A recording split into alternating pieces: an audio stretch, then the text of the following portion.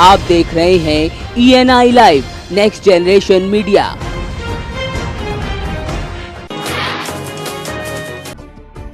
उत्तर प्रदेश के पूर्व मुख्यमंत्री अखिलेश यादव कन्नौज पहुंचे, जहां उन्होंने मथुरा में पुलिस की गोली से मारे गए बच्चे के परिवार को 50 लाख रुपए की आर्थिक सहायता दिए जाने और मामले की CBI जांच कराने की मांग की है। वहीं कन्नौज के नगलाभरा गांव में अखिलेश यादव पहुंचे, जहां उन्होंने दलित व्यक्ति के परिजनों से मुलाकात की, जिसकी मौत पुलिस की पिटाई में हो गई थी। अखिलेश ने पीड़ित परिवार को 2 लाख की आर्थिक सहायता भी दी। सबसे महत्वपूर्ण यह है कि अन्याय न हो, और अगर पुलिस ही अन्याय करने लगेगी, सरकारी अन्याय करने लगेगी, तो आखिरकार न्याय किससे मांगोगे आप। इसे दुखद परिवार से हम मिलने आए और जो कुछ इनकी मदद कर सकते हैं हम पार्टी के लोग मिलकर के उनकी मदद कर रहे हैं। हमें उम्मीद है कि सरकार भी इनकी मदद करेगी और जो दोषी लोग हैं उनके खिलाफ कार्रवाई हो, और कम से कम अगर सच्चाई जानना चाहते हैं तो दोनों कांडों में CBI जांच सरकार को करनी चाहिए। फतेहपुर में दबंगों ने छात्रा के साथ गैंगरेप का प्रयास किया, जिसके बाद छात्रा ने आत्महत्या कर ली। मामले की जानकारी मिलने के बाद पुलिस मौके पर पहुंची और शव को कब्जे में ले लिया। फिलहाल पुलिस ने आरोपियों को गिरफ्तार कर सलाखों के पीछे भेज दिया है। वहीं छात्रा के परिवार से मिलने केंद्रीय मंत्री साध्वी निरंजन ज्योति पहुंची थी।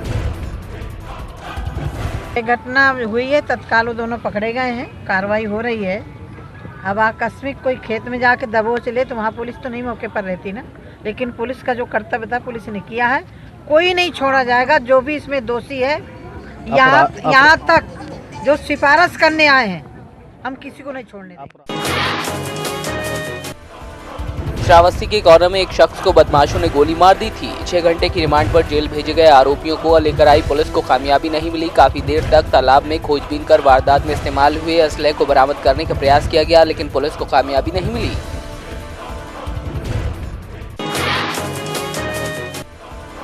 जौनपुर के सिकरामऊ थाना क्षेत्र स्थित हरिहरपुर रेलवे क्रॉसिंग के नजदीक घने कोहरे के कारण भूसे से लदा ट्रक पाइप से लदे ट्रक में जा घुसा। हादसे में ड्राइवर को हल्की फुल्की चोटें आई हैं, जिसे अस्पताल पहुंचाया गया है।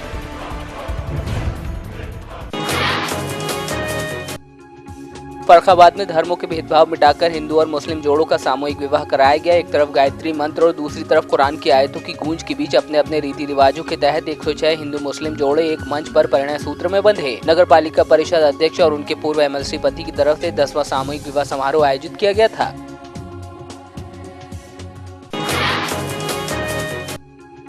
बरेली के आंवला तहसील में कलश यात्रा निकाली गई, जिसमें नगर पालिका चेयरमैन संजीव सक्सेना और मध्य प्रदेश से आए आचार्य ने हिस्सा लिया। वहीं हजारों की संख्या में लोग शामिल हुए।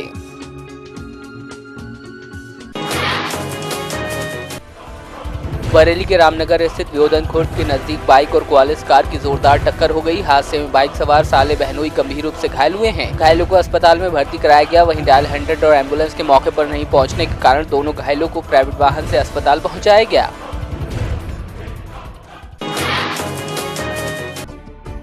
औरंगाबाद के मदनपुर प्रखंड में 21 जनवरी को आयोजित मानव श्रृंखला को लेकर बाइक रैली निकाली गई, जिसमें सैकड़ों की संख्या में लोगों ने हिस्सा लिया। रैली की शुरुआत पार्षद प्रतिनिधि ने की।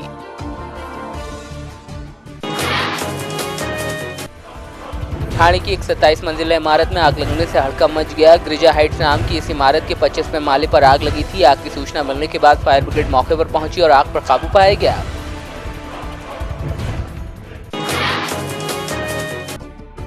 मध्य प्रदेश विधानसभा के पूर्व अध्यक्ष श्रीनिवास तिवारी का दिल्ली के एक अस्पताल में निधन हो गया। बुधवार को तबीयत बिगड़ने पर परिजन उन्हें एयर एम्बुलेंस से दिल्ली लेकर गए थे। वहीं उनके निधन के बाद मध्य प्रदेश के राजनीतिक हलके में शोक की लहर है।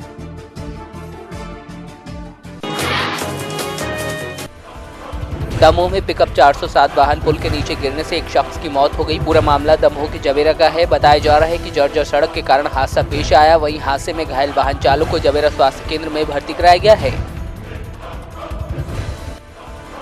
दमोह जिले के नोहटा थाना क्षेत्र स्थित ग्राम अबाना के नजदीक दूध से भरा टैंकर पलट गया, जिसके बाद आसपास दूध फैलने से सड़क दूध मग्न हो गई। हादसे में चालक ट्रक के अंदर फंस गया, जिसे क्रेन की मदद से बमुश्किल निकलवाकर अस्पताल पहुंचाया गया।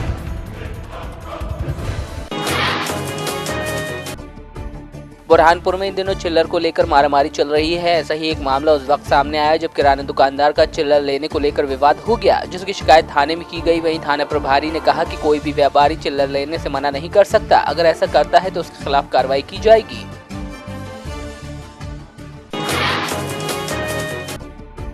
बलौदा बाजार के बिलाईगढ़ में सप्ताह भर के अंदर 2 आम बाजार लगते हैं। बाजार के लिए बाकायदा मूल्य निर्धारित किए गए हैं कि दुकानदार से कितने रुपए वसूले जाएंगे, लेकिन व्यापारियों का कहना है कि ठेकेदार अपनी मर्जी से वसूली करते हैं और इन्हें रसीद भी नहीं दी जाती। दूसरी तरफ नगर अध्यक्ष का कहना है कि ऐसी शिकायतें पहले भी आ चुकी हैं, जिन पर कार्रवाई भी की गई। अगर इस प्रकार की कोई लिखित शिकायत आती है तो फौरी तौर से कार्रवाई की जाएगी।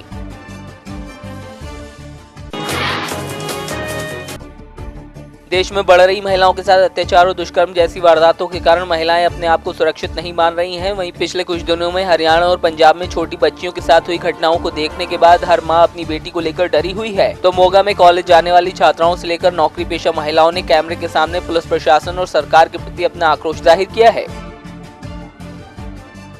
जेकर इस तरह के कोई भी मतलब हुंदा घटना हुंदी है तो उन्हां अपराधियों को उस समय तुरंत सज़ा देनी चाहिए है, क्योंकि माँ बाप है जोड़े कई बार इस गल नूं उत्थे ही दबा देंदे आ, एक तो बदनामी के डरों जां इस करके कि केस जे असीं करदे हां तां सानूं उसदी मतलब उन्हां दोषियों नूं छेती सज़ा नहीं मिलनी ते साडी खज्जल खुआरी होएगी।